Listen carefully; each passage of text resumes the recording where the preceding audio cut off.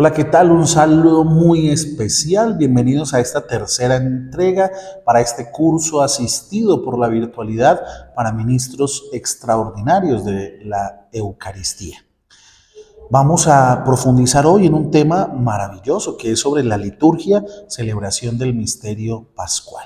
Yo quiero invitarles para que antes de profundizar en estos temas, pidamos juntos la presencia del Espíritu Santo.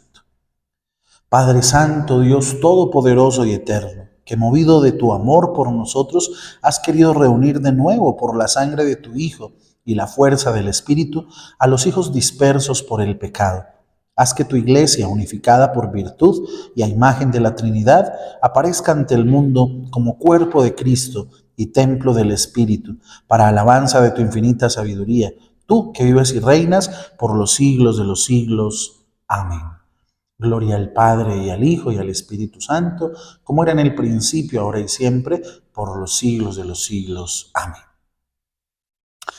En el Concilio Vaticano II, la Iglesia expresa que los fieles cristianos deben participar plena, consciente y activamente en las celebraciones litúrgicas, a las cuales tienen derecho y obligación en virtud de su bautismo. Esta participación será posible si se da una formación adecuada que también es sugerida por el concilio.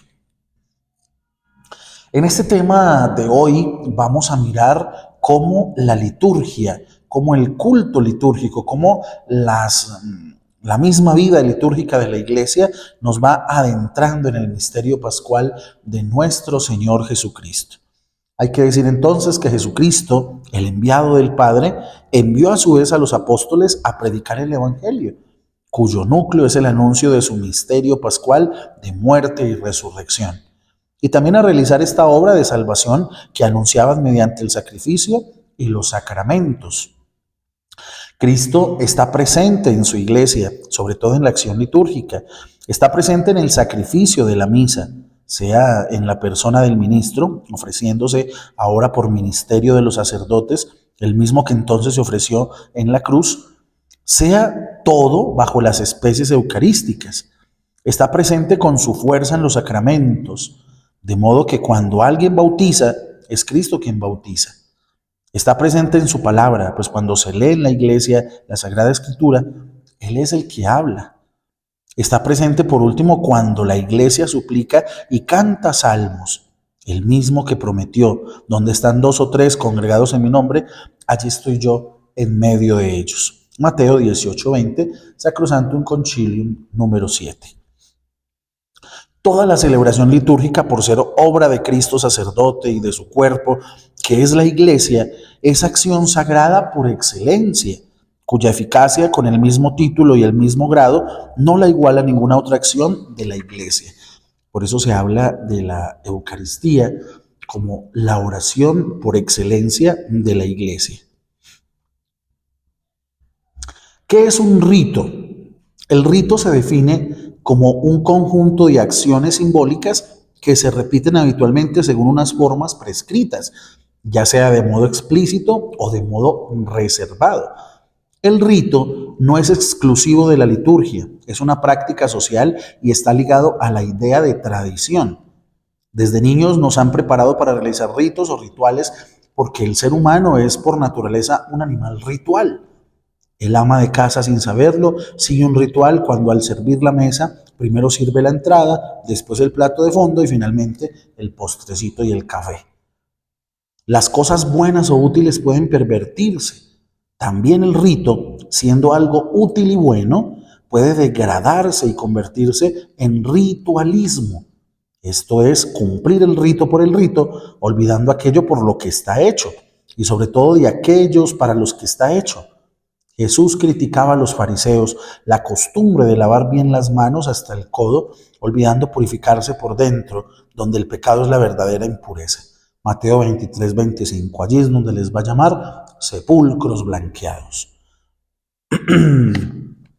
Teniendo claro todo esto que es el rito y a veces las exageraciones que pueden llegar o exteriorizaciones simplistas como el ritualismo, vamos a preguntarnos y a respondernos qué es la liturgia. El término liturgia etimológicamente proviene del griego clásico Leiturgia, formada por laos, pueblo, y ergon, obra. Literalmente significa servicio u obra hecha al pueblo o servicio prestado para el bien de la comunidad. Laos, pueblo, y ergon, obra. En el Antiguo Testamento, liturgia es una palabra técnica aplicada al culto público y oficial, es decir, al culto del templo por parte de sacerdotes y levitas. En el judaísmo helenístico, el término liturgia expresaba las características del servicio cultual de Israel, que contenía los significados de función pública vinculada con cierta solemnidad y era misión reservada a quien estaba formalmente revestido de autoridad. En el Nuevo Testamento, la liturgia aparece en sus diversas formas y tiene diferentes sentidos. En el sentido profano, servicio público oneroso tomado del lenguaje común, en el sentido ritual sacerdotal del Antiguo Testamento y en el sentido de culto espiritual. En el sentido de culto ritual cristiano, en lo que después se llamará liturgia cristiana, existe un único texto, el de Hechos 13:2. Y aunque no está claro que haga referencia a la celebración eucarística, pone en evidencia que la comunidad cristiana de Antioquía se encontraba celebrando una liturgia, pues estaba reunida para orar y dar poder mediante la imposición de las manos a Pablo y Bernabé, enviados a la misión. En los primeros escritos posapostólicos, el término liturgia aparece en la famosa Didache y en la primera carta de San Clemente a los Corintios, donde se usa en sentido cultual y eucarístico y en sentido ritual veterotestamentario. Después de la destrucción de Jerusalén en el año 70, los seguidores de Jesús empiezan a considerar las instituciones de la época de Moisés como puramente figurativas de la verdadera y definitiva religión. El culto del Antiguo Testamento es visto como tipo del culto salvífico de la iglesia cristiana. En el Oriente griego, el mismo término pasó enseguida a indicar el culto cristiano en general y la celebración eucarística en particular. En el Occidente latino, en cambio, liturgia fue un término completamente ignorado, pues durante muchos siglos en su lugar se usaron otros como munus, officium, mysterium, sacramentum, opus, ritus, actio, celebratio, etc. Solo en el siglo XVI el término latino liturgia reaparece para indicar los libros rituales antiguos o en general todo lo que se refiere al culto de la iglesia. Ahí vamos contemplando todo el proceso que va teniendo este término liturgia desde el griego hasta el mismo latín y el sentido que se le va dando para el uso común dentro de la iglesia. La liturgia es pues una acción ritual realizada en el tiempo en la que se actualiza el evento salvífico realizado por Cristo en el pasado histórico y que a través de signos y símbolos se hace presente con toda su fuerza salvadora en el hoy de la iglesia que celebra. Es decir, que la liturgia actualiza ese sacrificio de Jesús. La liturgia es comunicación entre Dios y el hombre. En ella Dios se vuelve a su pueblo para darle su gracia y santificarlo por medio de la redención humana. Y el hombre se vuelve a Dios para glorificarlo por sus maravillas en la obra de la perfecta glorificación de Dios. Ahora, la pregunta también es, ¿qué celebra la liturgia? En la liturgia, la iglesia celebra el misterio pascual de Cristo. En Cristo se realiza y se realizó plenamente nuestra reconciliación y se nos dio la plenitud del culto divino. Esta obra de la redención humana y la perfecta glorificación de Dios. Cristo la realizó principalmente por el misterio pascual de su bienaventurada pasión, resurrección de entre los muertos y gloriosa asunción. Sacrosantum Concilium número 5. La liturgia entonces celebra el misterio de Cristo, es lo central, es lo principal. Los primeros cristianos celebraron como primera liturgia la Pascua semanal, es decir, el memorial repetido, cada primer día de la semana de la muerte y resurrección de Cristo, en la que reconocían el núcleo de su fe cristiana. La liturgia entonces celebra fundamentalmente un acontecimiento o una serie de sucesos que acontecieron en la vida de Cristo y en la historia. Y lo celebra como memorial, es decir, no como un recuerdo meramente externo de esos acontecimientos salvadores, sino como una presencia viva y eficaz de lo conmemorado. Así pues, lo ocurrido en el pasado se hace realmente presente en la vida del pueblo de Dios que celebra su fe. Esto es lo más maravilloso que puede acontecer en la celebración cristiana, en la liturgia cristiana, que aquello que recordamos se actualiza cada vez que se celebra.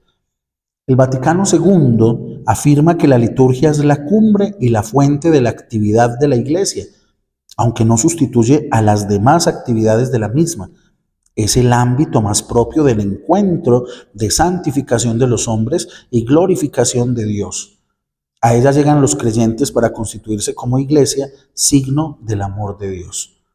En la liturgia entonces es donde la iglesia se constituye como pueblo de Dios o comunidad de creyentes que quieren vivir unidos en el amor de Dios y testimoniarlo en el mundo. La liturgia vivida impulsa a los creyentes a la apremiante caridad de Cristo. Otra pregunta, ¿quién celebra? La liturgia es la obra del Cristo total, cabeza, Cristo y todo su cuerpo, la iglesia.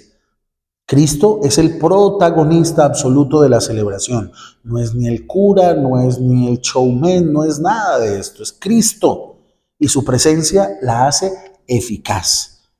En toda celebración litúrgica el misterio de salvación se hace presente por el poder del Espíritu Santo que hace presente Cristo. Ni el sacerdote salva, ni el coro que canta bonito salva, ni la proclamadora que proclama bonito salva, ni el ministro que más limpia las manos tiene salva. La liturgia se hace visible en la iglesia.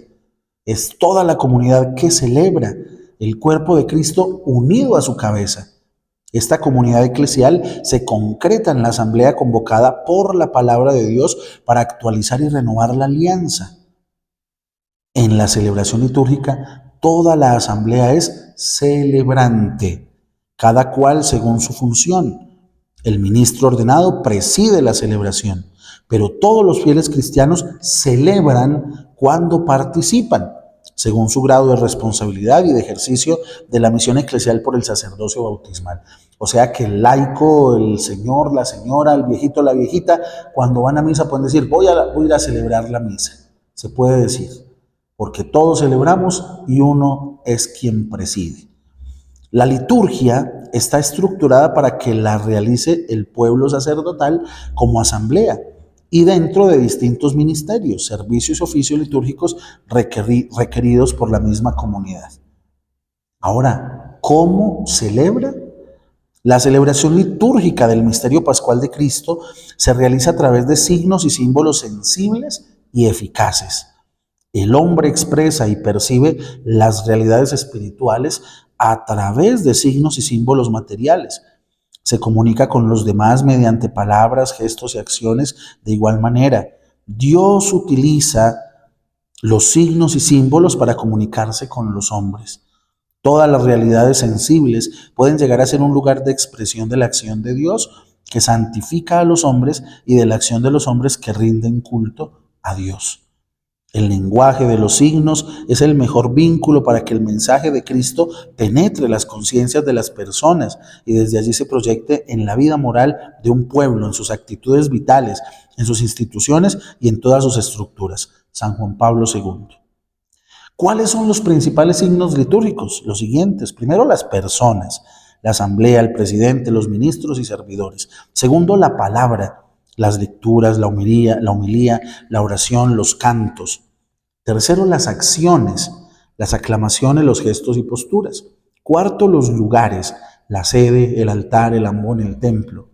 Quinto, los objetos, vestiduras, vasos sagrados y dones. ¿Cuándo celebra? Esta pregunta se responde muy fácilmente con los tiempos litúrgicos. Hay que hablar de que el año litúrgico es el tiempo en el que la iglesia celebra los misterios del Señor. No se trata de un simple ordenamiento de la liturgia de la iglesia en los 365 días del año o una sucesión de fiestas, sino que es la celebración del misterio de Cristo y su persona, celebrando como memoria, presencia y profecía en el tiempo, que es la categoría en la que se realiza la salvación cristiana. El año litúrgico se distribuye en todo el año civil con diferentes momentos que nos van ayudando a profundizar en el misterio de Cristo. El año litúrgico va de noviembre a noviembre del nuevo año aproximadamente y está formado por tiempos litúrgicos: el Adviento, que nos prepara para la venida del Señor; la Navidad, que conmemora la primera venida de Jesucristo; la Cuaresma, tiempo penitencial que nos prepara para la Pascua; Tríodo Pascual, que conmemora de modo solemne la pasión, muerte y resurrección del Señor; la Pascua, 50 días para celebrar la victoria de Cristo sobre la muerte y el pecado; y la venida del Espíritu Santo en Pentecostés; y el tiempo ordinario o tiempo durante el año, cuyo ritmo está marcado esencialmente por los domingos y que no celebra un aspecto particular de la vida de Cristo, sino el misterio de Cristo en su conjunto. Además, en el curso del año litúrgico, el único misterio de Cristo, se despliega en una multitud de fiestas del Señor, de la Virgen María, de los santos, que tienen su expresión tanto en la celebración de la Eucaristía como en la liturgia de las horas. Todo esto que la Iglesia muestra, pues es una organización que le va dando orden a la celebración y al mismo misterio y culto de nuestra fe. Y de esta manera pues tenemos nosotros que saber que en el tiempo litúrgico pues el personaje principal siempre va a ser Cristo. Se habla de la liturgia de las horas. Tal vez muchos no conocemos qué es la liturgia de las horas. Pues para saber más, la liturgia de las horas hace parte de las acciones litúrgicas de la Iglesia, distinta de los sacramentos. Históricamente, la liturgia de las horas está enraizada en la oración veterotestamentaria, la del propio Señor Jesucristo y la de la comunidad primitiva. Tiene como fin santificar las horas del día y de la noche y representa simbólicamente la oración incesante de la Iglesia. Los salmos constituyen su estructura principal, pero contienen también himnos, lecturas y oraciones, en su mayoría tomadas de la Sagrada Escritura. Recordemos que está constituida por 7 horas litúrgicas que acompañan los momentos del día: laudes, oración de la mañana; vísperas, oración de la tarde; y completas, la oración del descanso nocturno. Está también el oficio de lecturas, que se puede rezar en cualquier momento del día, y la hora intermedia, conformada por 3 horas litúrgicas que acompañan la media mañana, tercia; el mediodía, sexta; y la media tarde, nona. El Concilio Vaticano II reformó la liturgia de las horas, colocando como horas principales laudes y vísperas, a las que llama el doble quicio, en torno al cual gira toda la alabanza de las horas. Un importante logro del Vaticano II fue volver a valorar la liturgia de las horas, tal como era en los primeros siglos, como oración de toda la Iglesia, es decir, también de los fieles laicos y no solo de los clérigos y religiosos. La liturgia de las horas, celebrada por el pueblo de Dios, edifica y manifiesta la Iglesia. En todo este camino de vida sacerdotal uno va conociendo muchas personas que son fieles a la liturgia de las horas y hacen sus laudes, sus vísperas, sus completas, su oficio de lectura, o hasta la tercia, o la sexta, o la nona, son bien arraigados a esta oración de la Iglesia, que es muy bonita, porque mientras unos duermen, nosotros rezamos por esos que duermen. Y aquellos que se despiertan están rezando por nosotros que dormimos. Y ese es el ciclo hermoso de cómo la Iglesia ora unos por otros. Llegamos así entonces al final de esta tercera entrega, estimados y estimadas ministros. Vamos a darle gracias a Dios porque de esta manera vamos profundizando en estos temas maravillosos que nos van dando pautas y puntos claves para saber qué es lo que estamos celebrando. Que el Señor los bendiga, que les siga nutriendo su fe y les ayude a servir con mayor generosidad. Un abrazo para todos.